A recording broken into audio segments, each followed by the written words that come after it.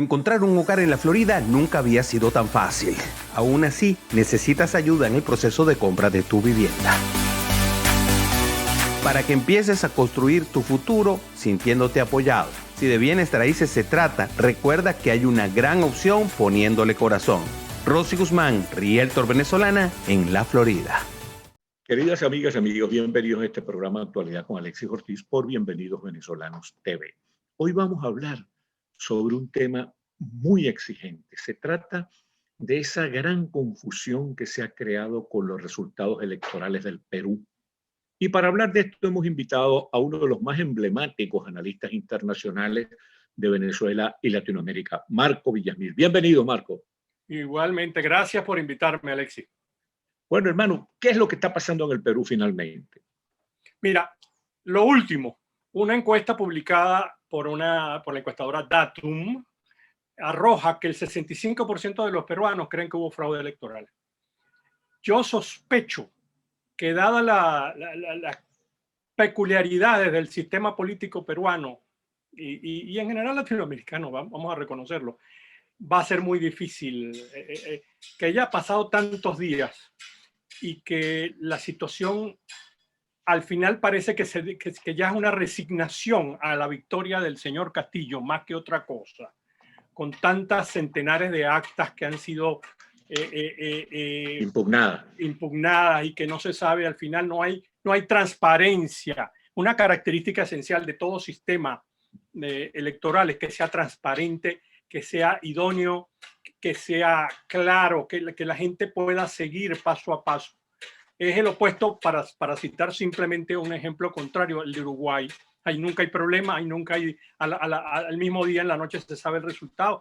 En Perú, que además todo arranca con el problema mismo del sistema político, un sistema político muy latinoamericano, presidencialista, método D'Hondt, para escoger parlamento, etcétera, y una primera vuelta con un número de candidatos tal que los dos que quedaron para la segunda vuelta, ninguno llegó a 20%.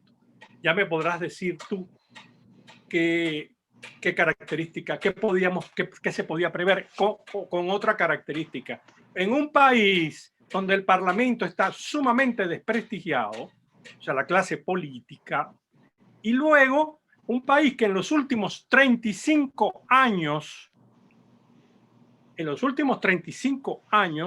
solo dos presidentes, el actual que fue puesto en noviembre para que concluyera el periodo, y un presidente llamado Valentín Paniagua, que estuvo presidente por 6 meses, salvo ellos dos, todos los presidentes de Perú en los últimos 35 años o están presos o han sido acusados de corrupción, y uno, lamentablemente, Alan García, se suicidó ante la acusación de corrupción. Esa es una parte de la tragedia.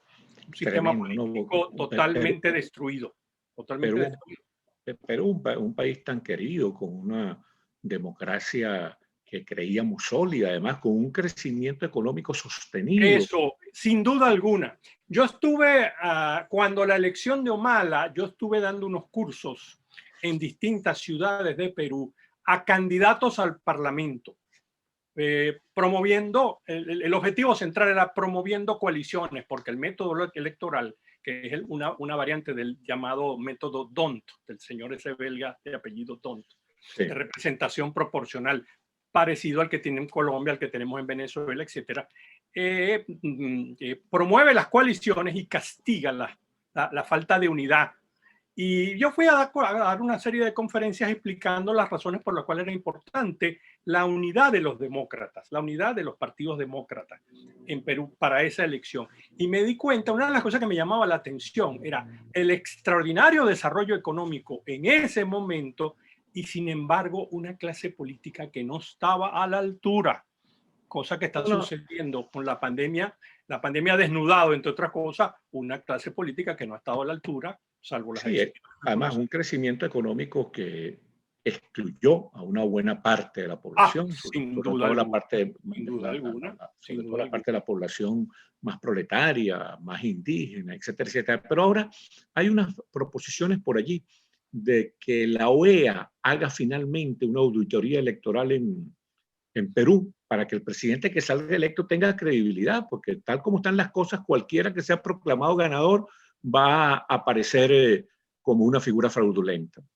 Sin duda alguna. Yo creo que cualquier